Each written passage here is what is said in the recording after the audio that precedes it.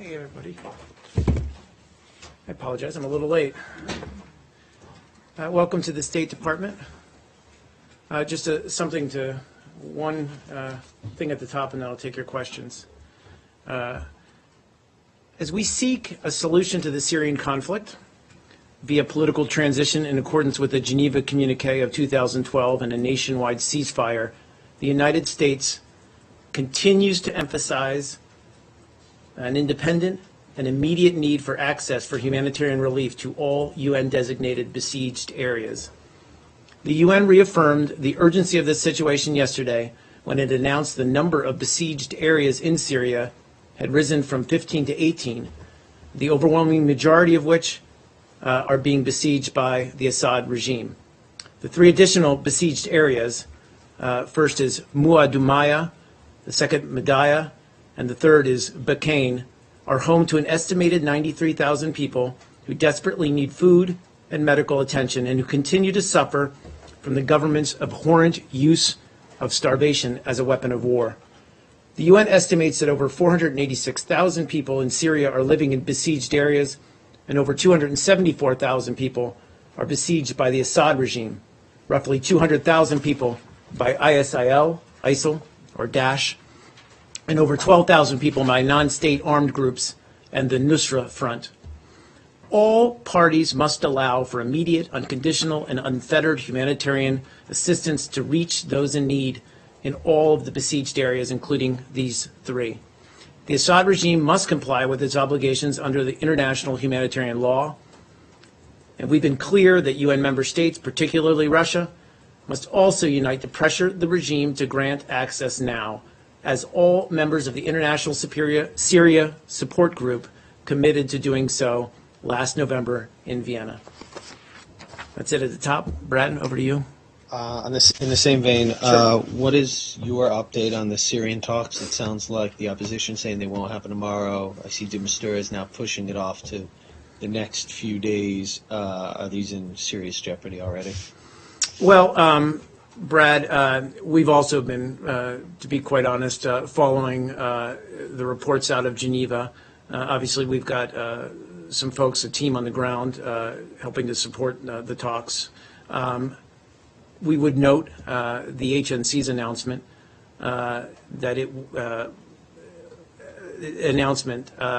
earlier today, but would it continue to urge and encourage its leadership to respond positively to de Mistura's invitation. As I said yesterday, this is really an historic opportunity for them to go to Geneva to propose serious practical ways to implement a ceasefire and other confidence-building measures. And we still believe they should do so without preconditions.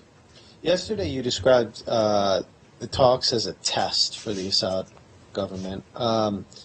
After 5 years of war and 300,000 dead, of which you say the majority were caused by the Assad regime, what further tests should they be permitted? Isn't time up on them? Well, so we've talked a lot about this over the past months and indeed, as you say, years. First of all, it's pretty clear, and all the stakeholder members of the ISSG agree, and all of the parties at least say they agree in Syria, that there is no military solution to the conflict in Syria, that there's only a political transition, a peaceful political process that can lead to a peaceful end to the conflict and a peaceful transition, political transition. And so that's what we mean by putting the Assad regime to the test. We won't know until it sends representatives to Geneva and participates in talks to judge whether it is in fact serious. So we're looking for actions, not words. And as I said yesterday, we've talked about Russia's role. Russia has been a part of the ISSG and has also said they believe in a political solution to the conflict in Syria. So again, this is an opportunity for them to exert the influence that they do have on the Assad regime to convince Assad, to convince his regime to come to the table in Geneva. So I mean, that's what I mean by a test. And my last question on this, in your conversations with the HNC, what sweeteners are you either offering or they asking for in exchange for their participation? Well, I don't want to necessarily describe anything, any support we give as sweeteners. We recognize and we've been supportive of the Syrian opposition for many years now. We've certainly given, as we've mentioned many times, in fact, more than any other country, we've given humanitarian assistance to Syria, to Syrians who are affected by the conflict. But we've also provided support for many of these opposition groups in their struggle. And that support, as this process moves forward, will continue. There's been some misreporting about that. But, right now, regardless of sweeteners, we believe that the opportunity that's presented by these talks should be sweetener enough for the HNC to come to the table and talk. So just to clarify, your support for the HNC will continue regardless of whether or not they come to the talks or not? We've said our support will continue, and that was misreported or mischaracterized a little bit in some circles. Okay. But as things stand, the regime seems content to go ahead with these talks, and it's the HNC which is delaying its confirmation of participation. And again, this is coming down to the final hours as we approach Friday morning, and obviously we're 6 hours later in Geneva. So it's not over till it's over in terms of meeting this deadline to start tomorrow. This becomes a political coup for the regime that they appear to be the reasonable party that are prepared to. Again, I'm not going to speak to hypotheticals or what may or may not happen. Let's let this play out. It's still not Friday morning in Geneva, so let's give this a little bit more time. So, a spokeswoman for the Mistura, Khawla Matar, actually said that the meeting is going on. I saw that. Yeah, I want to go back to something that you Thank said. You said that the incentive or the disincentive for the opposition. What is the disincentive?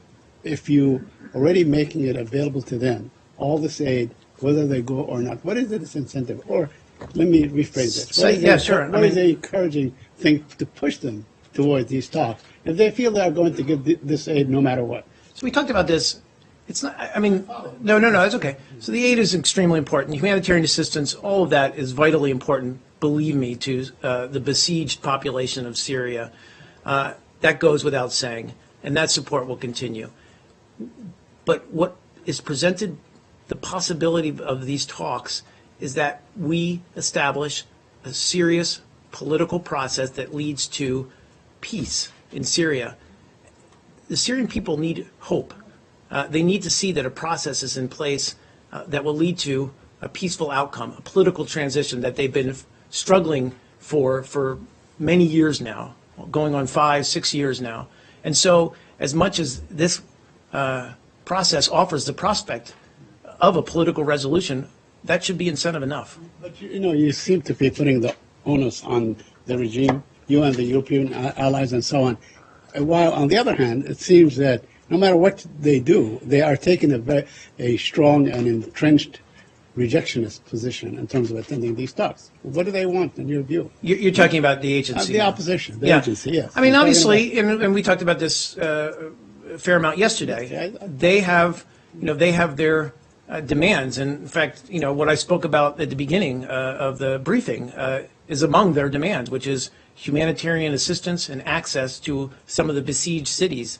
And their demands are quite honestly and frankly legitimate. We're just saying they shouldn't be preconditions to getting these talks going. Okay, so you still sort of stick to the point that these should not be preconditions. Exactly, that we believe these demands, while legitimate, shouldn't keep the talks from moving forward. Sure, go in the back and then move up. Yeah. It's not Syria, it's actually Russia. Okay. The acting Undersecretary, Mr. Adam Shubin, told to his comments to BBC that the Russian president is corrupted and the U.S. government has known about this for many, many years. So based on this statement, should we wait for opening the U.S. a criminal investigation against Russian presidents? And could this statement lead to increased sanctions or extended sanctions against Russia or against Russian presidents? So first of all, I'm aware of the interview you're talking about on the BBC show Panorama, as you mentioned, and I'd refer you to the Department of Treasury. Under Secretary Steuben is an official at the Department of Treasury.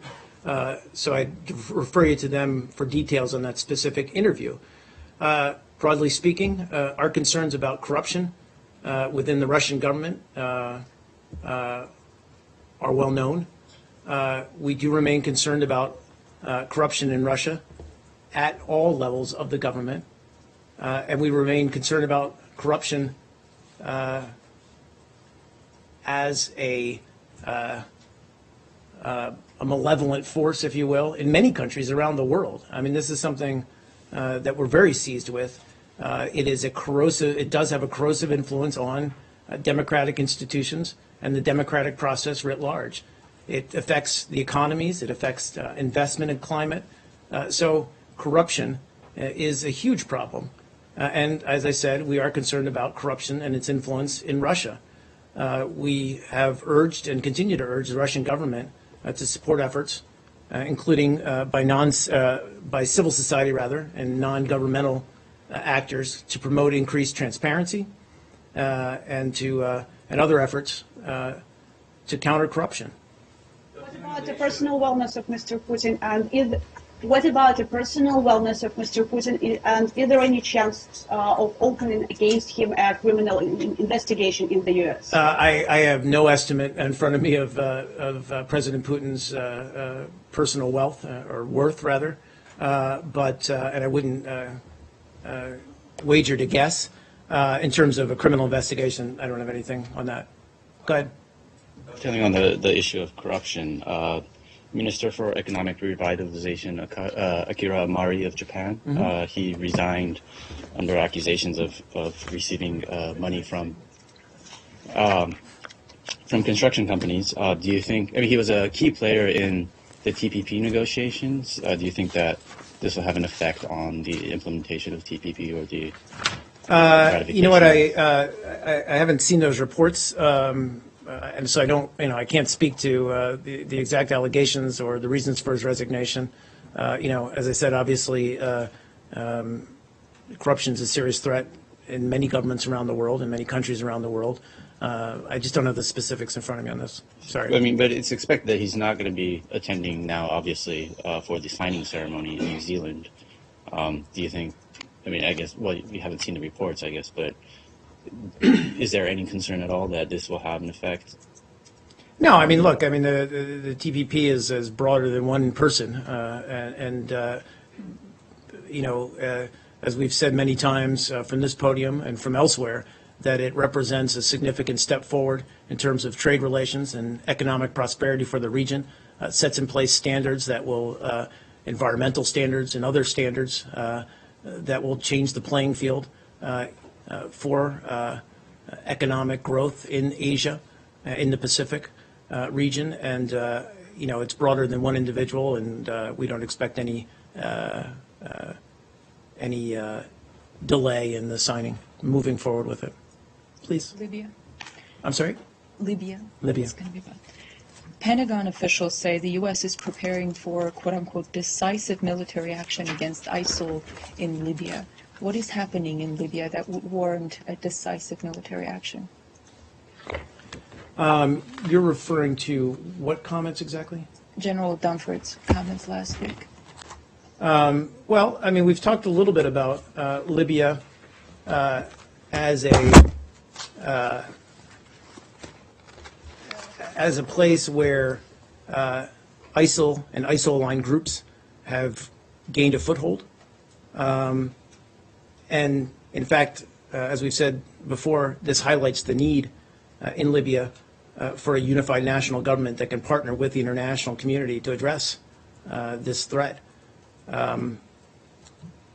And so our focus, frankly, is on moving that political process forward, getting a government in place, and then seeking ways to cooperate more decisively with this new Libyan government to take the fight against ISIL, but we certainly view it as a threat there. In terms of what General Dunford said, we've noted our concern about ISIL in Libya before, and we've expressed a willingness to take action against them. I know on November 15th, I think it was, the Pentagon did carry out a strike against an ISIL leader in Libya, and we said very clearly we're going to go after ISIL wherever they operate, and that remains true. And so we're working with the international community, working with and want to work, frankly, and partner with the new Libyan government to promote stability and strengthen governance in Libya. Again, I think the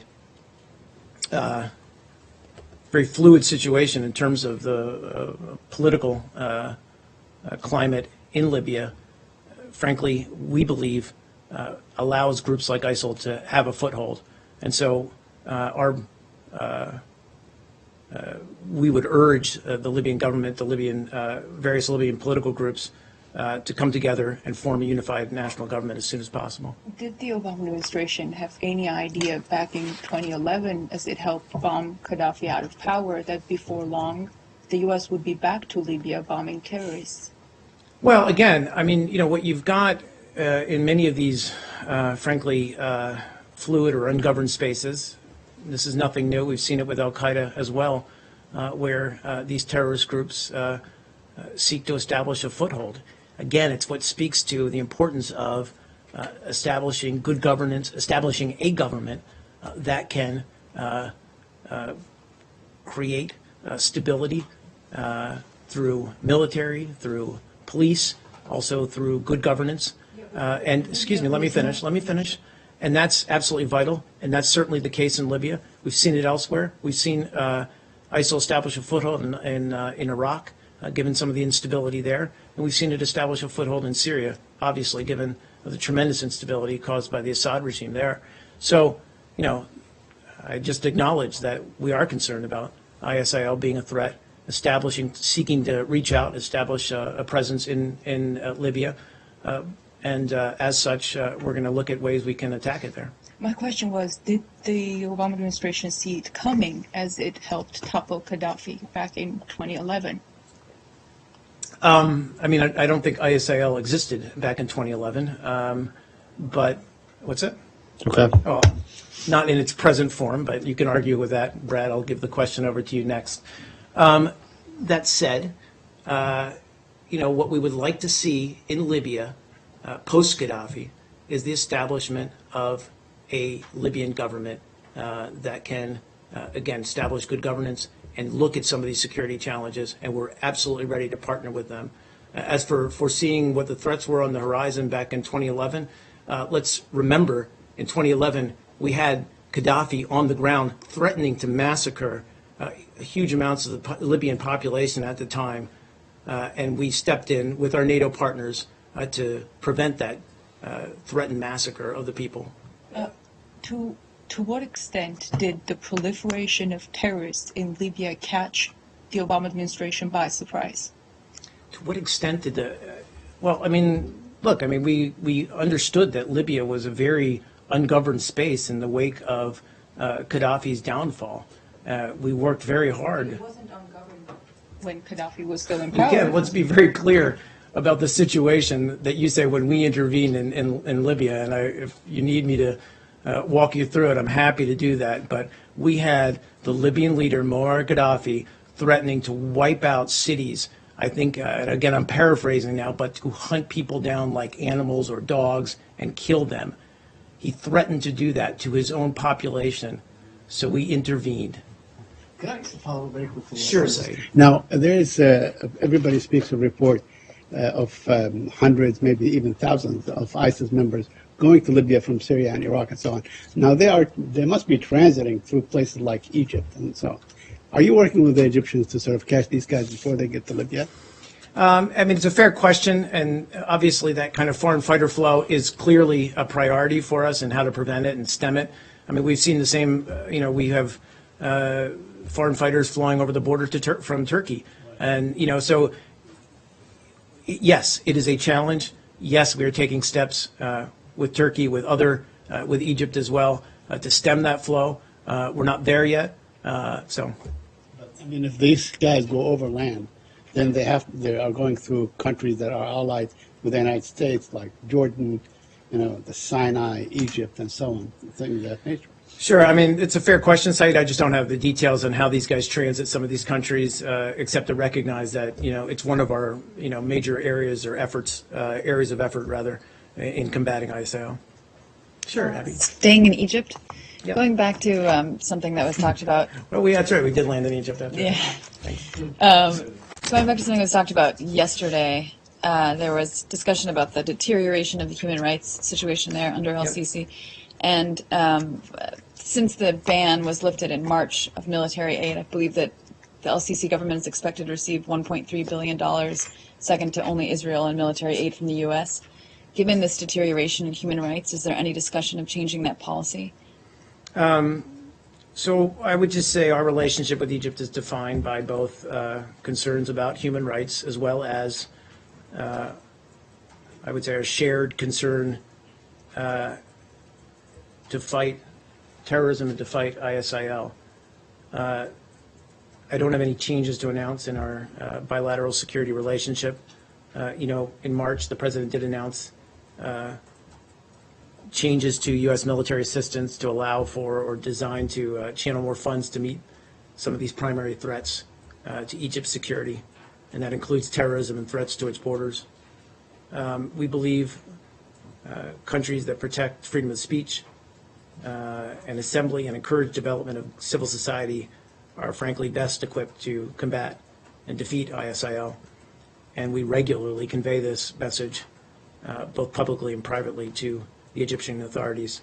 And any suppression of freedoms and certainly any human rights abuses certainly don't make any country safer. So it is a matter of concern. But as I said, the president made the decision, given our shared concerns about threats to Egypt's security overall, to channel more funds to meet those threats. Iraq. Sure, go ahead. There's a significant amount of corruption that remains a predominant drain on the Iraqi Kurdistan's economy. And there was a KRG delegation here in the U.S. about a week ago requesting for U.S. support as they tackle this economical crisis. My question is, what specific aids the KRG is now receiving in terms of providing their salary for their civil services? Has there been any promise given to the KRG officials here in the U.S. that the U.S. somehow would actually send some financial support to actually come up with a solution for this economical crisis in Iraqi Kurdistan? I don't have any significant new assistance to announce in terms of the Kurdish region of Iraq. We are aware of some of these concerns. Obviously,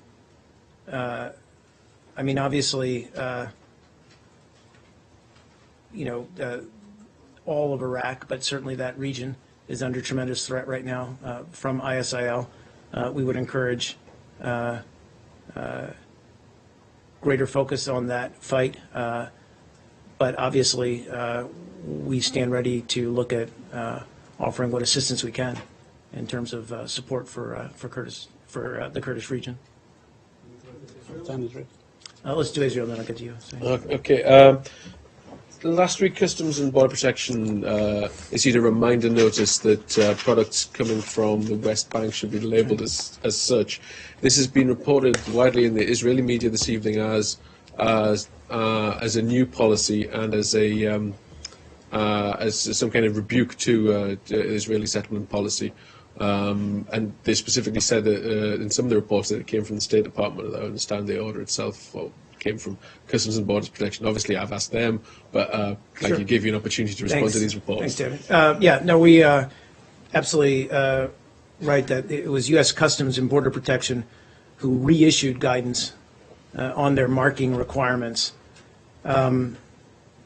So this guidance was simply a restatement of previous requirements that the Customs and Border Protection has made clear that it in no way supersedes prior rulings or regulations, nor does it impose additional requirements with respect to merchandise imported from the West Bank, Gaza Strip, or Israel.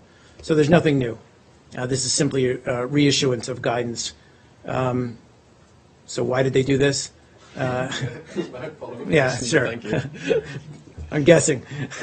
Our understanding is that this is simply because of there were allegations of mislabeling, but I'd have to refer you to the CPB for more information on that. Can I follow up on this specifically? Yeah, sure. This law has generally been enforced very poorly or not at all for the last 20 odd years. Does this mean you're going to actually enforce it, or are you continuing by restating it to restate your intention that this law exists, but you're not going to enforce it? Again, I'd have to refer you to the CPB to talk about enforcement issues of the law. So, and you said this was because of who I didn't see these allegations. Who made these allegations? What was the mislabeling? That Palestinians were mislabeling things as Israeli mislabeling things as Palestinians? Explain it to me. Sure. So I believe it was issued in response. I think there were a number of complaints. By a number, I mean around 9 or 10 complaints. I don't know who the complainants were alleging mislabeling of products originating in the West Bank. As you know, U.S. guidelines don't differentiate between products produced in settlements or anywhere else in the West Bank.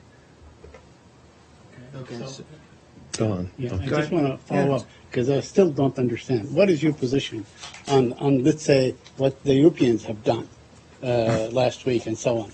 You know, they're saying that products made in West Bank settlements cannot be labeled as made in Israel. You are fine with that because I think at the time you spoke to it, correct? Yeah, we did. That Yeah. position and our still remains. position has not changed. Okay. All this simply is Right. a restatement of existing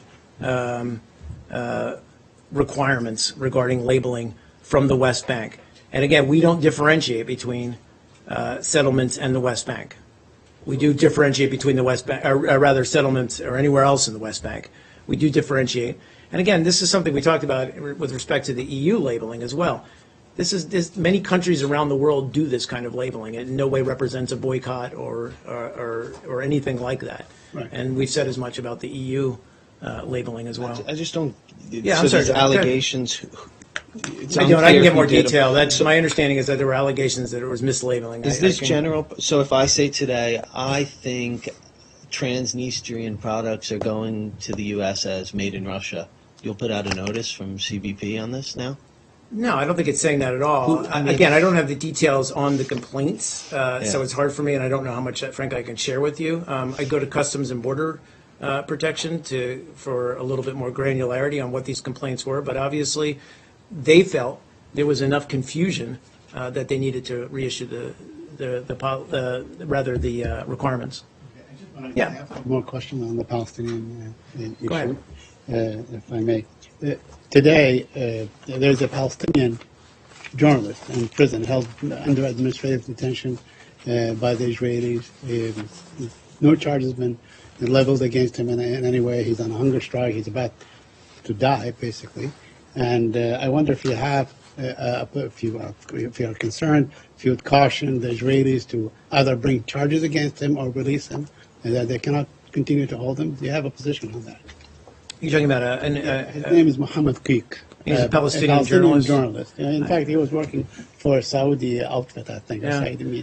a Saudi media outfit, and has been held. He was in prison many times before, but they keep putting him back in Sure, prison. so I don't have the details of his case in front of me. I apologize. Certainly, we call for the humane treatment of any prisoner and for due process in any kind of criminal case or charges brought against anyone.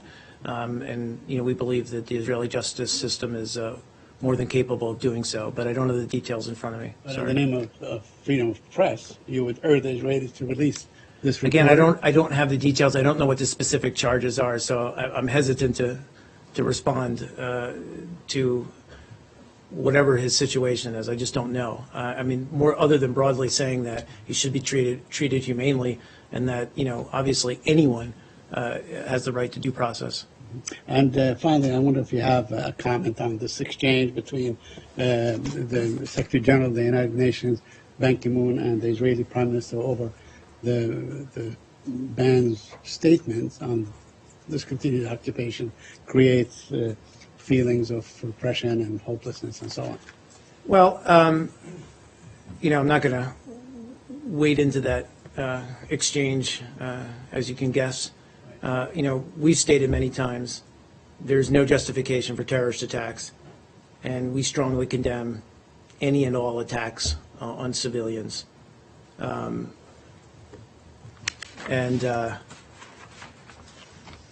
You know, I'll stop there.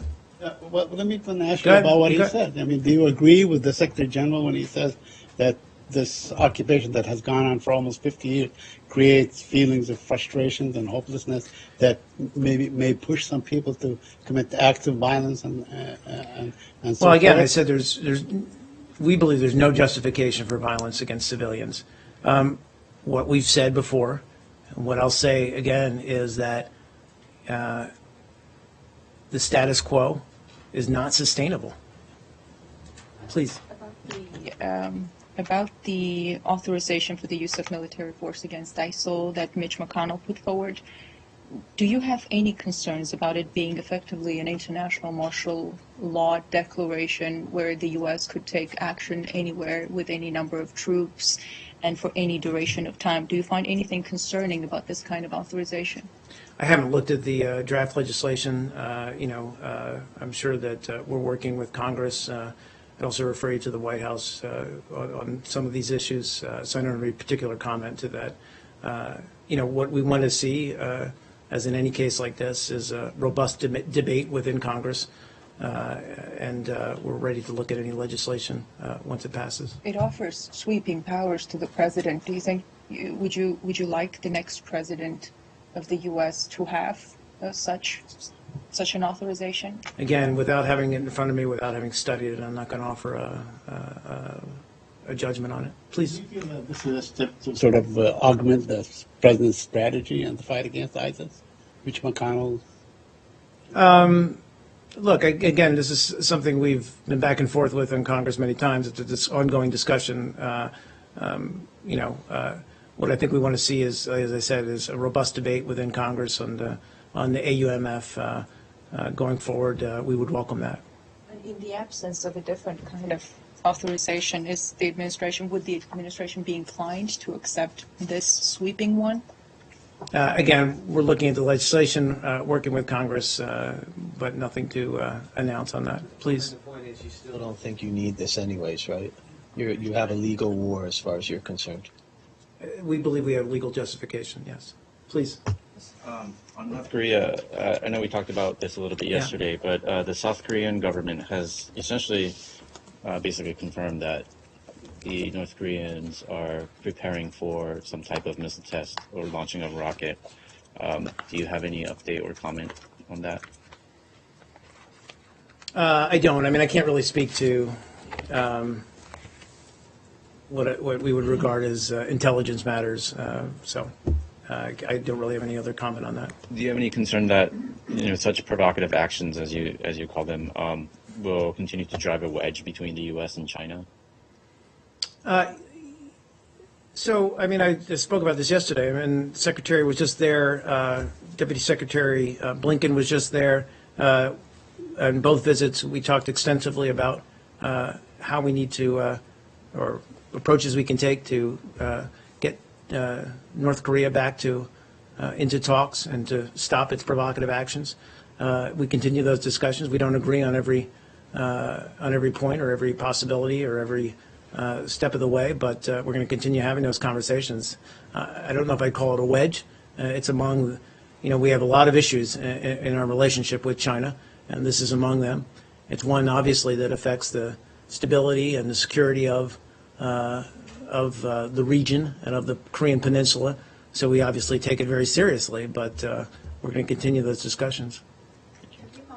Any conclusion that the nature of the test a few weeks ago? Is that a hydrogen bomb test, or is it just No, I mean, test? we said we do not believe it was a hydrogen bomb test, and our judgment at the time still stands. Please, And then, oh, go ahead. And then I'm sorry. there's Thank you. some talk that today a Senate panel may vote on a legislation that was passed in the House regarding a tougher sanction against the DPRK. Would you support that such legislation? Well, we don't usually comment on proposed legislation. Certainly, we'll look forward to working with Congress on a more vigorous response to North Korea's actions. Please, Michael. Yeah, go ahead. I'm sorry. Very, very quickly. I don't know if you saw this, but the Sudanese president today ordered the opening of the border with South Sudan. Is that something that you're aware of? Something that you? I'm aware of it. Obviously. For the first time in 5 years. I didn't hear the last For the one. first time in 5 years, they were opening the borders with the South. Right. Yeah. Look, it's a tentative step in the right direction. I don't have any further comment. We've seen this before. We hope that it marks, as I said, a step in or more positive direction. Please, Michael. Mark, yesterday you discussed the issue of Turkey buying oil from the terrorists. Yep. And I think there is a misunderstanding because the defense minister of Israel was the one who accused Turkey of buying oil from the so-called Islamic State. And it seems to me that the Israelis, they don't believe you at all on this issue. And he used a strong language against Turkey. And if you allow me, I will read his quote from BBC. Can I do that? Sure thing, Michael. Okay, please. He said that Islamic State had enjoyed Turkish money for oil for a very, very long period of time. It's up to Turkey. It's up to the Turkish government, the Turkish leadership, to decide whether they want to be part of any kind of cooperation to fight terrorism. This is not the case so far. As you know, Islamic State enjoyed Turkish money for oil for a very, very long period of time. I hope that it will be ended. And my question is this: can you show to the world the evidence you have that Turkey and the family of the Turkish president are clean on this matter? Do you have evidence on this? Michael, I'd ask you the same question. Show me the evidence that they are in league with You ISIL. can ask your allies, the Israelis. We don't agree with, They accuse with all due respect to, Yes, I understand. with all due respect to our very strong alliance with Israel, we disagree on this. But this is And not I the said this- Russians that they. Michael, I said this yesterday. I'll say it again. We reject the premise that the Turkish government is in league with ISIL to smuggle oil. We did a very extensive background briefing, and I'd refer you to that. I don't have the date in front of me. We can get that for you. I heard In the which a high-ranking State Department official spelled out, frankly, in very pragmatic and business-like terms, why it made no sense, why we saw no evidence of this kind of allegiance. And I've said very clearly, that doesn't say that smuggling writ large doesn't exist.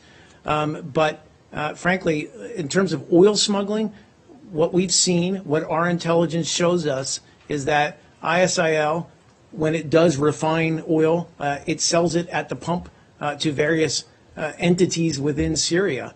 It's not. It doesn't have a huge smuggling operation with Turkey or any other countries that we can see, and it doesn't make good business sense, frankly. What you are saying is that the Israelis are lying. And what I'm not saying that at all. They're entitled to their opinion. I'm entitled to give you our opinion.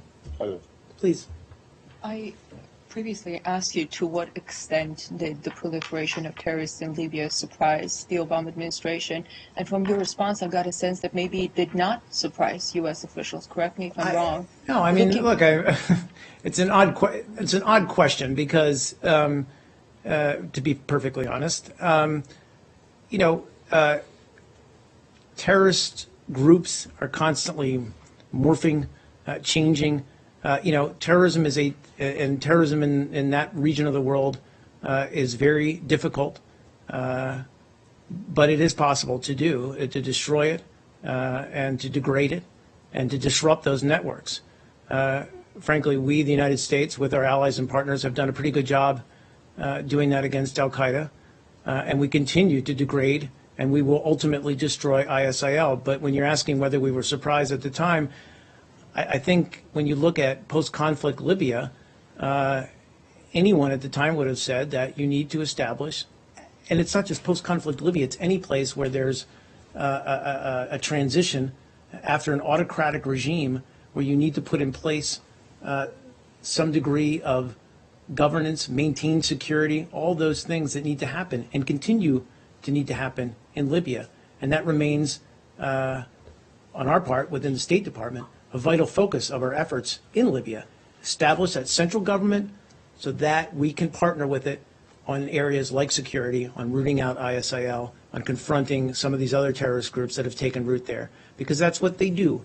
They seek out these ungoverned spaces. We've seen this time and time again in Afghanistan, in Iraq, in Syria, and to establish footholds. So I mean, while no one can predict the future, I think, it's hard to say whether we were surprised or not. Terrorism and these terrorist groups are very good at doing that.